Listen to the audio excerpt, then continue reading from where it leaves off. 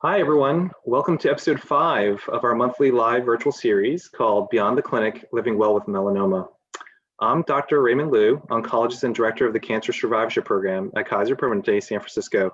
In today's 30-minute episode, we will be discussing the concept of anxiety around imaging scans, or Scanxiety. As always, send in your comments and questions through the chat. If you capitalize them, it'll be a little bit easier for me to see it, so please do that. And I'll make sure to try to get to all our chats and questions today. It's an honor today to introduce my guest, licensed clinical social worker Claire Castleman from the University of Michigan Rogel Cancer Center. Claire completed her fellowship in the Mayo Clinic in Rochester, Minnesota, and has worked as a hospice spiritual care provider, a medical social worker, and an oncology psychotherapist. Thank you so much, Claire, for joining us today. Thanks for coming. My pleasure. Thank you. Yeah. I thought I would start in my research. I was looking around and found a really very good article in Time magazine from a cancer survivor. His name is Bruce Feiler, which he published in Time in 2011. I thought maybe I would start with a quote from that, an excerpt from that article, just to start framing the issue to see if we can start talking about the things he brings up here. So he writes, all patients have complicated relationships with their scans, not unlike the hate-love relationships we have with other technologies in our lives. We first learn we have cancer from scans, then learn from them if the cancer has shrunk or disappeared, then learn if it has come back. Scans are like revolving doors, emotional roulette wheels that spin us around and around for a few days and then spit us out on the other side. Land on red, we're in for another trip to Cancerland. Land on black, we have a few more months of freedom. I thought that was really well written, especially that part where it shows that just that tension and that feeling of the roulette wheel spinning around. And I just want to get your feel on it. And how do you define anxiety? Because I guess it's not really a word, but it is definitely a word. Well, yeah, that's a really great question, and I was really taken by his observation that there are complicated relationships with scans, and I think that's such an important mouthful. Most people's diagnosis of cancer is preceded by a scan, of course. And so this whole traumatic experience of learning that one has cancer is kicked off by a scan, or it's a key player in that whole experience of diagnosis, which will changes an individual's life. I also was really taken by his use of metaphors. And we're going to talk about metaphors in just a little bit, but I just wanted to put a place marker in for that. And talking about the roulette wheel is a great metaphor in that there's much about this whole cancer experience that is within our control, and a lot that just feels like a gamble in terms of decisions about treatment, and even where you're going to get your treatment and who's going to be providing your treatment, and the whole one of the aspects of that gamble that feels so very difficult is that there's so much that doesn't seem a surety or a certainty or within our control. And I want to talk in a little bit too, and I think we probably will, about this aspect of control, and how we maximize our sense of control. Yeah, I think that's great. And I'm very excited to talk about that. You know, I think the first thing maybe is we've talked before about acknowledgement and just saying this is really a normal feeling, right? That's the anxiety that happens with it. But I think in my reading, it was also very interesting to see that the anxiety can take different forms around different parts of the scan, right? And I think you mentioned there's the diagnostic scan, there's the survivorship scan, there's all these scans in between. But there's also different aspects of the scan itself that can create anxiety. You know, anything from, oh, what about the radiation exposure? Or, you know, what about the stuff I have to drink, or the stuff they're pumping in my veins? Like there's a lot of components of that, right? And everyone could feel differently from different parts of it. I think you're absolutely right. I hear that often. And for some people, it's the actual being in the scanner itself, and how very frightening and difficult that is. So for some people, the most difficult aspect is the time leading up to the anxiety and leading up to the scan, and the anticipation that builds as that date arrives, and then getting through the scan. And then for many people, it's waiting a day or two for those results. But also, as you and I have acknowledged in a previous conversation, that uh, with now the pressure on medical providers to release results early on, immediately to patients without that interpretive conversation with their provider. So there are these hot points of anxiety all along the way, and absolutely very normal. And actually, there's no pathology, if you will, in having an inordinate amount of anxiety associated with a scan.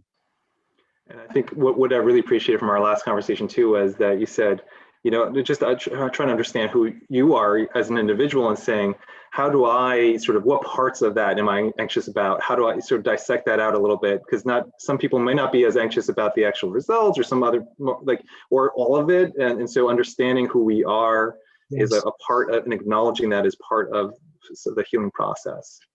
Absolutely. And it also runs the gamut. I mean, I talk with people all the time in my role on the complementary therapies team and in our psycho-oncology clinic. I talk all the time with people that are having their first scan post-treatment and looking for treatment response. I also talk with people that are 5, 8 years post-initial diagnosis who are just still extremely triggered and anxious when a surveillance scan is coming up. Yeah, and so we would love to hear if there's anyone in the audience that has a specific experience they want to share with us, and we could, in part of that journey. You know, I know we have one call here that really said, you know, when you've had multiple recurrences, it also takes on a different, as opposed to your first experience with it. So want to acknowledge that as well, as you know, that it does can continue. One of the really unique aspects to acknowledge in melanoma is this idea of pseudoprogression, right? So, you know, it's something that's very interesting to me too, which is like radiologists were meant to read and just write reports the way they've always been writing. But we as patients are just starting to read the reports, and we're hearing just weird words like pseudo progression and, you know, or unremarkable and things like that. And that language isn't really a term that most people understand. So how do we even bridge those types of gaps? Because those things can cause anxiety too. Absolutely. Absolutely. And I have worked with people who have within themselves the ability to not look at any results that get posted into their patient portal or into their medical record that they have access to, who are able to delay even looking at that until they know they're going to see their provider for that very same reason, so that there's someone there that can help translate what it is that they're seeing and help them understand, so what does this mean? Right. So for our audience out there, if the results are available, would you recommend that they take a look at it, or like, in your experience, like have people just, you know, do people just look at it and that reduces anxiety, or do you recommend people wait? Yeah. I don't have recommendations as much as a conversation, hopefully, and I realize that's not possible in this setting. But I think it's important to give careful consideration to what you would do if you came across verbiage that you didn't understand, or if you got what you interpreted as bad news. I guess if I had to say in general, it would be to wait if you can until you know you're going to have someone from your team looking at it with you over your shoulder, so to speak. But that's just not always within everybody's capability. Oh, right. Okay. You know, in terms of the actual description of the scan, Melissa Wilson from the clinic to the living room session, and really did a very nice job sort of detailing each of the, you know, the parts of the scan, what it looks like. So, you know, maybe we can get a little bit to sort of how do we identify a sense of control? And you've done you've done presentations, you've done talks on this. It's sort of like, how can you help us understand how we can really deal with that anxiety and how we can lower that level of anxiety when it happens? Well, I think again, to recognize what is anxiety for you.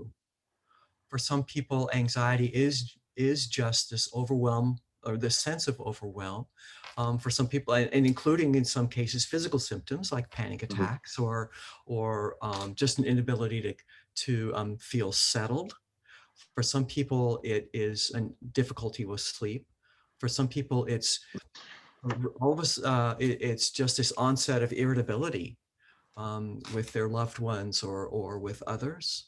For some people, it's the sense of kind of feeling very childlike and feeling like uh, uh, an emotional regression of some sort. So part of what helps is to be able to just notice what's happening for ourselves, and being open to acknowledging that this is anxiety, because it is a big deal. Once we can really own that we're anxious, then we can establish a relationship with our anxiety. And I know this may sound difficult to do, but the fact is, anxiety is so uncomfortable for so many of us that we don't want to acknowledge it because it feels as though that's giving into it or giving over to it. And so we sometimes will utilize a lot of our mental space trying not to think something or trying not to feel something. We will put a lot of energy into trying to distance ourselves from how we're feeling or the thoughts that we're having. And that can be very, very draining as well. So the research is suggesting to us that what can be very, very helpful is just acknowledging this sense of anxiety. And that when we can say, I'm really anxious about this scan that's coming up, that begins to put us back in the driver's seat of control right away, so that we can use our energy to focus on the behaviors and focus on the activities that help us feel better. Some of that is distraction, but some of it also is just reminding ourselves that, yes, this is happening also, but can I tolerate the jangle of the fact that this is coming up, and can I steer a course for myself during this Yeah. time? So it's almost like you want to name it, and then that helps dispel it a little bit. And so I even saw a section. I don't know how you feel about this, where it's like you could do all these techniques. You can use relaxation. You can use distraction, but then give yourself 10 minutes and put to acknowledge, like 10 minutes a day to acknowledge anxiety. Like, Yeah. give that time. Also give that time. And I don't know what the right magical time is to in terms of spending your time on acknowledging it, but it seems like it's important part of it. I agree, and it's you don't have to go all the way down the rabbit hole with it, but acknowledging that this is anxiety, and I think give yourself that 5 minutes or that 10 minutes, but then being able to put the clutch in, and I mean, seeing that the acknowledgement is a strategy, and it's a strategy that does work, but then allowing yourself to recognize, you know what? I am doing all I possibly can right now to leverage my positive outcomes. So acknowledging that I am taking action on my own behalf, and I am pursuing the strategies that I'm either open to seeing if they work for me, or that I'm tested, tried, and true, and know that these work for me. Yeah, I would love to know if anybody in the audience has any strategies too, but maybe you can help us with a couple of things that you commonly tell people. What are the common strategies you use? Mhm. Yeah, and so it looks like people might be popping in with that, which would be great. Yeah, I know. So I have one here, and I'll read it. I prefer to read the report before I see my oncologist, just to know if I missed the bullet. I know if it is not a good report, my oncologist will guide me. We are all different. I have had over more than a dozen scans or more since 2013. I love this. I treat myself to a nice lamb dinner the night before. That's so great. Yeah. It's become my ritual. So let's talk the rituals, right? That's Ritual is beautiful. really, yeah, that's beautiful. Thank you for that, Ellie. That's and you're acknowledging that we are all different, and that and someone who's been at this as long as you really has you have been able to figure out what works for you. And I think that's great. And so thank you for bringing your voice to this discussion. Really important to note. Ritual Yeah, is a great approach. it's interesting. Everybody has their like sort of objects too. That so do you recommend transitional objects? Our kids have those. It's Yes. almost like it's rituals are like a part of that, right? Transitional objects, things that we hold and create comfort. I read something like a comforting meal is really, really important, and whether it's lamb or whatever that is, chicken soup, try and do something that's comforting before to get you back in a comfort zone and good Yeah. space. And that's a good meal will do that. So will our tactile touch. There are things like worry stones, and there was a reason they call them worry stones. They're really very helpful. But the sense of touch is so very, very strong, that having with us those objects, having with us, knowing what it is, whether it's a certain piece of clothing that we wear that we feel a particular way in, Right.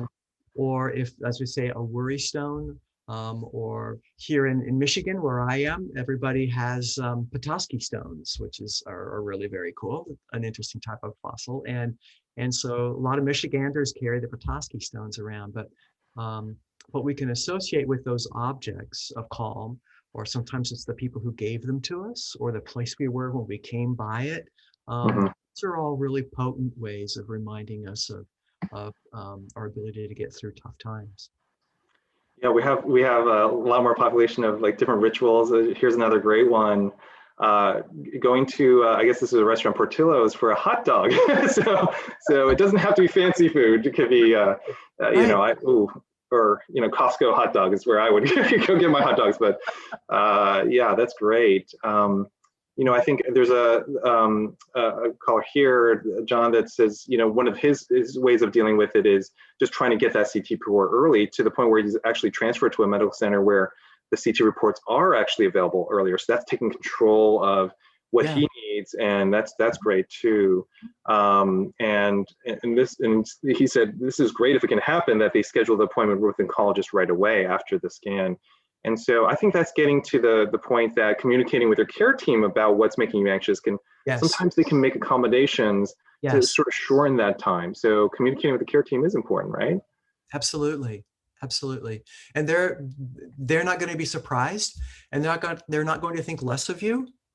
And they really want this to go well for you. So that Right. communication is really important. And again, it's taking control. Right. We have a question here too, which is that can the scans be wrong? So that you can understand that this is related to anxiety of the accuracy of the scan. And what about findings that are non-specific? Let's say there's a nodule here, and even if you have the oncologist interpreting for you, how do you deal with so this is anxiety from uncertainty, right? And reliability, those types of questions. Yeah, how would you manage those? I'm sure we're going to get some comments for how people manage those. Because usually what happens when there's uncertainty is, let's look again in X amount of time. And so then managing that anxiety is realizing I can negatively impact my quality of life here and where all of my energy is going if I rush into the future that hasn't happened yet, and worry about how I'm going to get through these next 2 months, 3 months of waiting. And just again, acknowledging this is a scary time, and staying focused on what brings you strength or maximizes your health, whether for you that's movement, or whether for you that's managing your fuel, good, clean eating and energy, whether for you it's something expressive, such as an art project, or some sort of, or writing in a journal, writing poetry, whether it's something such as spending time in meditation, learning meditation, but all these things that help us just plug into our competence and our ability to feel better in the moment. I think Yeah, well, I can go on, but that was specifically to the uncertainty, the anxiety about the uncertainty of results. Yeah, and I actually, those are all great techniques. And what I've also found when I've talked to some patients where is just kind of as an oncologist, I want to ask like, so what, again, this goes back to the acknowledgement part and really understanding who we are as individuals. What part of that makes you specifically anxious and how do we help with that anxiety? Sometimes is if it's because, oh, it's uncertainty, then how do we address uncertainty? But maybe it's the wait time. How do we address the wait time? How do we, and then how do we honor that self-compassion where we're giving ourselves 10 minutes to like be there and be in that present and recognize that. That's been helpful.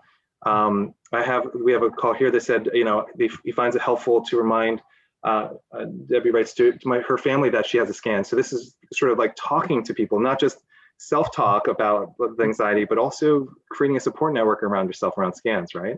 Absolutely, get your team, because you're reminding your family, and the reality is your family's going to be anxious too, whether or not they say it to you.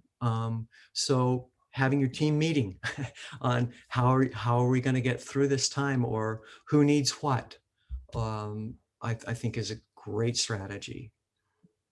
Yeah, I think we're also seeing a lot of folks, Lori, thank you for that, and Ellie, about, again, this is part of the taking control and communicating with the care team, where if you have control over scheduling and the oncologist appointment happens first, like you make sure you schedule the scan, don't schedule it too far in advance, schedule it very close to the oncologist.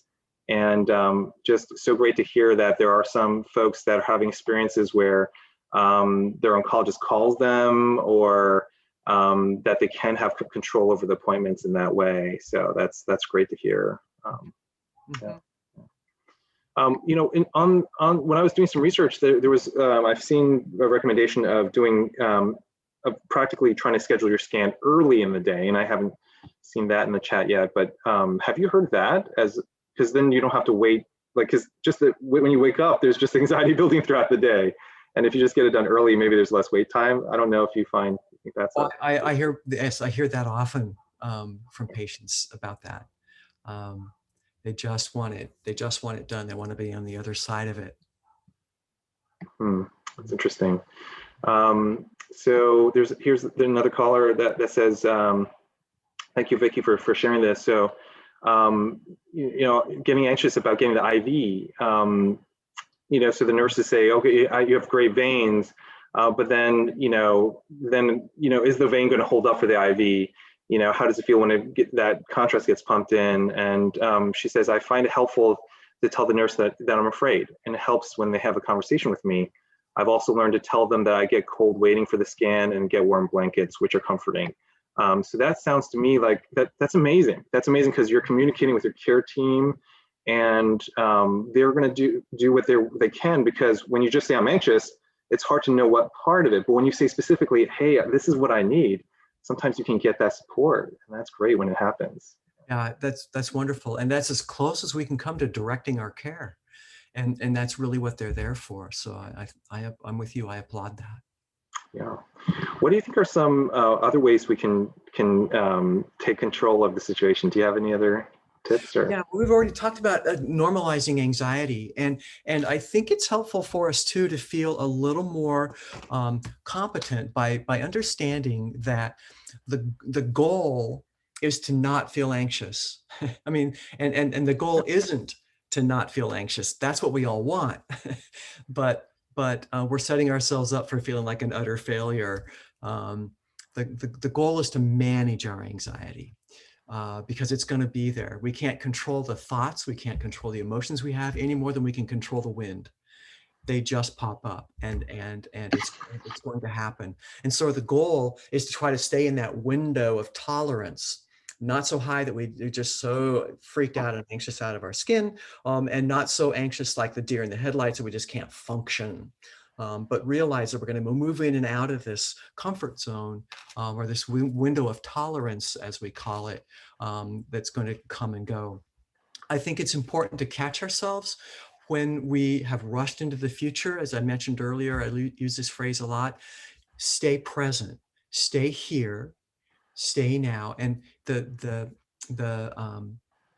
most important skill for that is noticing when we've rushed into the future that hasn't happened, because then we start having sensations as though our worst case scenario is actually happening and our fears are actually playing out. And so mindfulness techniques like just being here, acknowledging that you can hear certain things, you can feel certain things, and right now where you are, where you're sitting in this moment is safe.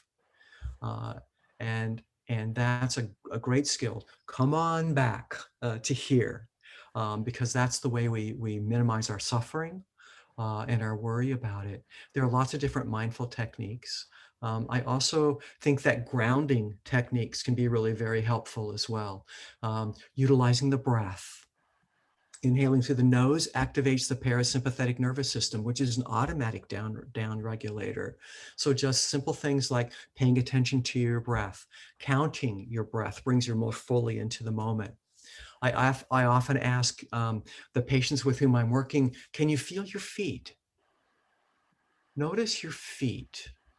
What's happening with your feet? Can you send a breath to your feet? Can you feel that your feet are in touch with the floor? They're connected. And the floor is somewhere, shape, and form connected to the earth. And can you just be here and just let the anxiety drain through your feet, or feel the earth's support coming up through your feet and into your body? But sometimes just simply asking ourselves, where are my feet? Can help us come and be right here and be in our bodies and just feel that settling. That's amazing, because I was getting anxious talking about anxiety, and when you did that, I just thought about my feet, and now I'm calmer. So thank you so Sure. much. Yeah, it's yeah, and then we begin to trust ourselves and begin to learn. Oh, there is something I can do to help myself. And I guess the beauty of that is we had a caller here that said, so his anxiety peaks when he's in the waiting room, and that feels like, well, I'm right before the doctor's visit. But that's also when you can do it anywhere, from home, in the doctor's office, before a video visit. You can try to ground, come back to the present, right? I mean, that's something you can use anywhere. Yeah. And as you talk to yourself while you're sitting there in the waiting room, or anywhere else when you're having any sort of anxiety, particularly scan anxiety, channel whoever that caregiver has been for you throughout your life. Maybe it was a parent, maybe it was a grandparent, or maybe you can channel that inner parent yourself if you raised children. Use the tone of voice that, if you've been a parent, use the tone of voice you used when your 2-year-old, 3-year-old, 6-year-old came to you in the middle of the night or any other time and let you know that they're scared. And what's the tone of voice you use when you try to comfort them, or that your grandma used when you were a child and were hurt or were frightened? And see if you can use that same tone with yourself, that's soothing, that's calming, that's very present, that sees you, that sees how scared you are, but says, we're going to get through this. That's amazing too, because that's a little bit about self-compassion and trying to reflect, how do I comfort others? Yes. And then how do I use that same techniques to comfort myself? And we deserve that same level of comfort that we give to other people. That theme keeps on coming back in a lot of our calls. So that's great. The other practices people are running here is spirituality, yes. Drawing. I know we haven't even talked about music a lot, but it sounds like there's just so many things that you really can do. And it's going to be different for everyone, right? It's going to be different. People are going to respond better. Some people are going to like music. Some people are going to like drawing, or or spirituality, meditation. Exactly. Yeah. Exactly. And so staying open to just noticing what helps, not only music, but what type of music, those sorts of things. You're absolutely right. Everyone's their own unique individual. But this is a great opportunity to just take the time to notice what you find comforting or calming. That's great.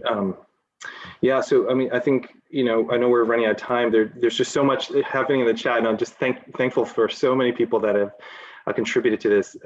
Thank you so much. We also have maybe one last question to cover here, which is related to COVID. Of course, we can't do a session these days without the pandemic, and there's the question here is, what about COVID and having a scan?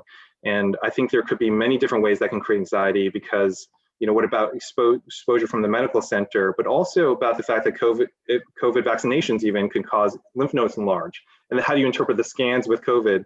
And so I think that goes back to similar principles, right? It's about anxiety, it's about uncertainty, it's about, and then how do we acknowledge those uncertainties with the results, with, you know, that, and how do we take control of that once we've acknowledged it based on what we know that works for us as individuals. Right? Absolutely. And keep that list of questions at the ready and ask your team. Yeah, so thank you so much, Claire, for My coming pleasure. today. And thank you for everyone for being on the call today. I know this is a really, really important topic, and I'm just so thankful that people shared their comfort foods and their techniques, and it's been great. I would say, so if I were to summarize, acknowledging that anxiety does exist and it's real and it's okay, but also to say, how do we control and come back to the present? And then how do we come up with that plan and communicate it to the care team? And those are some really practical things we can do. Yeah, that's great. So come join us everyone in May. I'm really excited to take our Beyond the Clinic series conversations directly to our melanoma survivors. We're going to be having a conversation with melanoma survivors Brian Halverson and Laura Pulley to discuss how to manage and pursue a career with a cancer diagnosis. So thank you for everyone. Thank you, Claire, for coming today, and I'm looking forward to more conversations in the future.